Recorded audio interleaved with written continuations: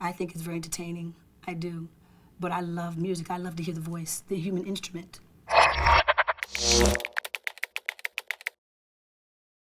The elements that make up a great pop song, for me, was the melody and the lyric content.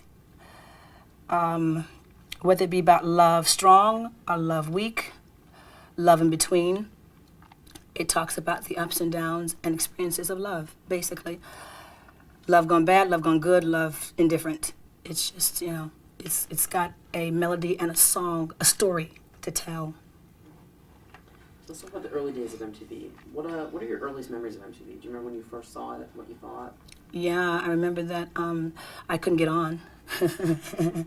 I remember that it was a major breakthrough for African American entertainers to be on MTV because it was solely for rock artists.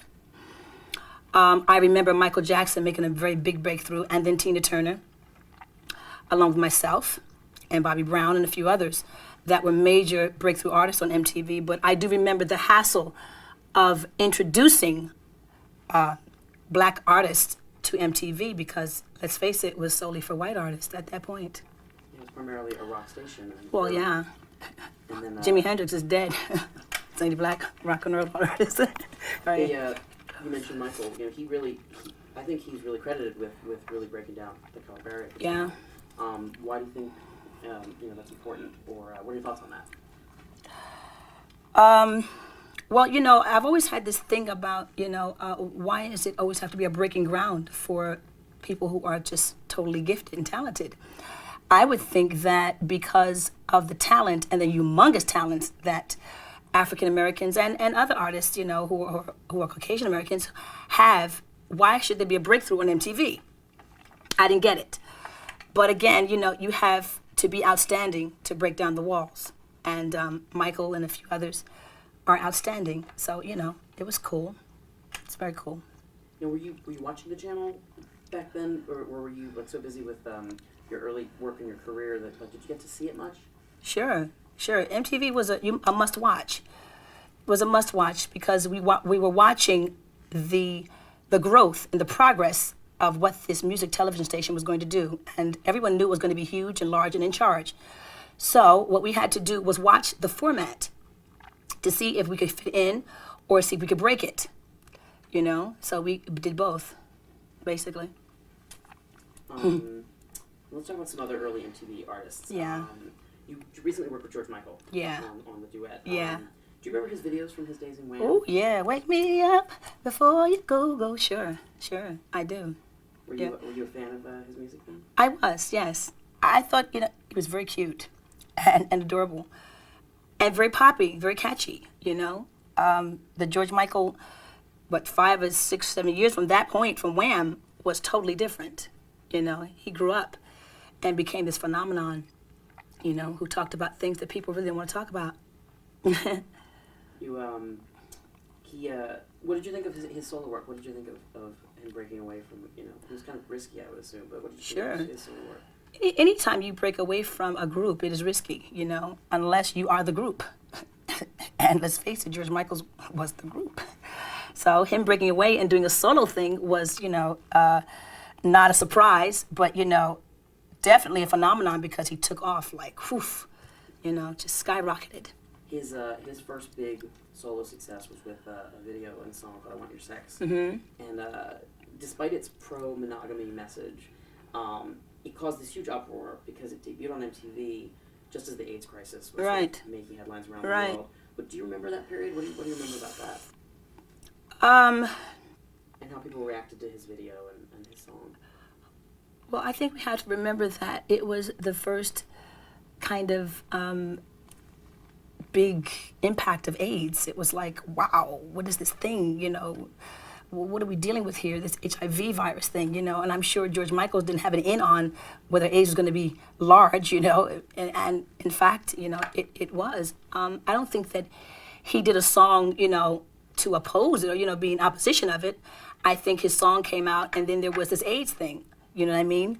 I don't think that, he condoned it or anything. I just think basically it was just by coincidence, that happened. But who could stop AIDS, from doing what it did? So this was the late 80s, and around that time, or actually a couple years later, there were a few very, very successful producer-driven dance pop acts, like CNC Music Factory, Technotronic. Sure. And they were often fronted by these sort of skinny little model types who weren't actually even singing. Yeah. As a true vocalist, what did you think about that when all Shame, shame, shame. Shame on you.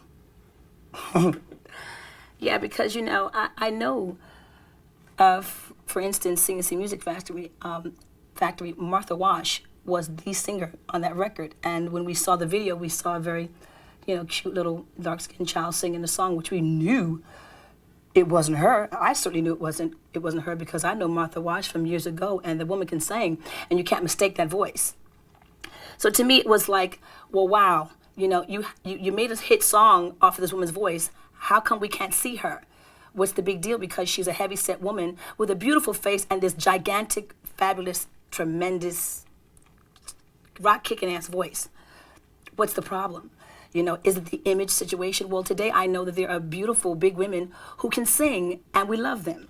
Why are we afraid to hear the truth? Right around the same time that all this happened was the whole sort of Milli Vanilli scandal. How much do you think all those stories and all that, like, hurt pop's credibility, if at all? Well, let's go back now. Let's go back to the days of, West Side Story, when we saw Natalie Wood singing and we knew it wasn't her singing. I mean, come on. It's called a business. And if you can make it by getting over, you will. People will do it. If you can make a song and claim that, you sang it and you didn't sing it and nobody knows the difference unless they're in the studio with you, what does it really matter until you get busted?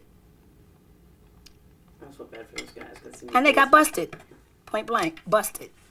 Over the next few years, MTV really started to turn its attention more towards certain kinds of rock music and hip-hop. Right. And the only real pop artists getting MTV play were the real vocalists like yourself, Boyz II Men, Mariah. Do you think that was a reaction at all to sort of the phoniness of that period right beforehand? Or do you think taste just changed? Or I just think people weren't going to put up with that. Period. We were not going to put up with fake singing and taking credit for something that, wasn't there. We just weren't going to. Americans were just not going to put up with that. And that was the bottom line. It didn't have anything to do with me or Michael or the vocalists or people who could really sing. It was just that we weren't going for that. That's out. That's out. This is called music. It's called singing. It's called entertainment. Then let's do that. This was right around the same time as The Bodyguard and I Will Always Love You, which are amongst the biggest albums and singles of all time. Yeah. And to this day, still, and probably forever. Why do you think that music touched people in such a strong way? Again, it's I'll Always Love You tells a story. You can't beat lyrics like Bittersweet Memories, That's All I'm Taking With Me, So Goodbye, Please Don't Cry. We both know I'm Not What You Need, and I'll Always Love You. You can't beat lyrics like that, and you can't beat a melody as beautiful as I'll Always Love You, really, or The Greatest Love of All. Songs like that, they are stories that people can identify with. You know what I mean? Anybody. Children were singing this song at graduations, at weddings, at funerals. It was just an overall emotional feeling that you could deal with on all levels. Let's talk a little bit more about some of your own work. What do you remember about your own first music videos on MTV? Ooh. Do you remember the first time you saw one of your own clips on the channel? Yeah. I remember trying very hard to get You Give Good Love on MTV, and they weren't accepting it because it was very, very R&B kind of song. And then I remember coming out with Saving All My Love For You, and it hit so hard and exploded so heavy that they had no choice but to play it. I love it when they have no choice. I love it. I love it. I was in high school then, so don't blame me. Okay. I would play it.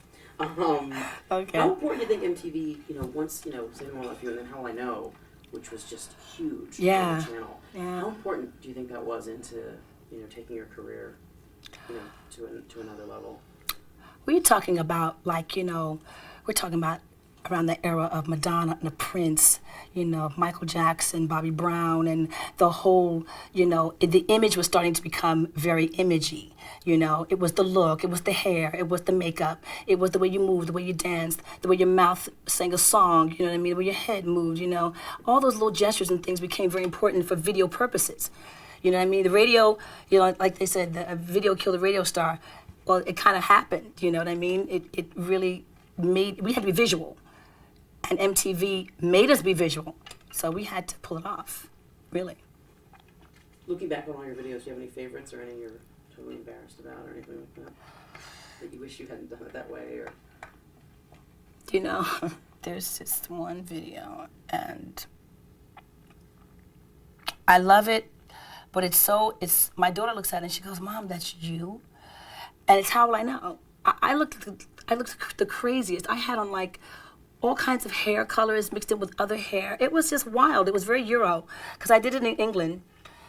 And I remember coming off of tour, and I was so exhausted. I was so tired that I just remember just saying, "Okay, just do what you want to do with me, and I'll just do it." And when I came to, I had all this stuff on, this makeup, this wild makeup, and this silver outfit, you know, that was itching me to death, because I kept going like this through the whole video. You don't know what I went through that day. And this hair, you know, and that became, it was just crazy. It was just how I know. I didn't even get the concept. It was just do the video.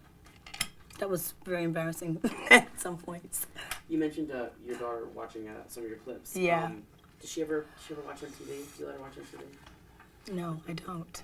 Unfortunately, you guys play very explicit videos, which are very influential on little girls. And I happen to have lingerie in my room, and my daughter loves to go in and put on my shoes and my dresses. I want her to stay out of the lingerie. So I don't want her to think it's cool at the age of 8 to have to be sexy. Either you are or you aren't. There's no putting it on. And I want her to naturally be aware of her own sexiness, and not that it takes, like, you know, having to, you know, open your legs or, you know, give us tits and ass and all that stuff to be accepted. You know, I want her to use more than that. So I kind of refrain her from the MTV crowd until she's old enough to handle it.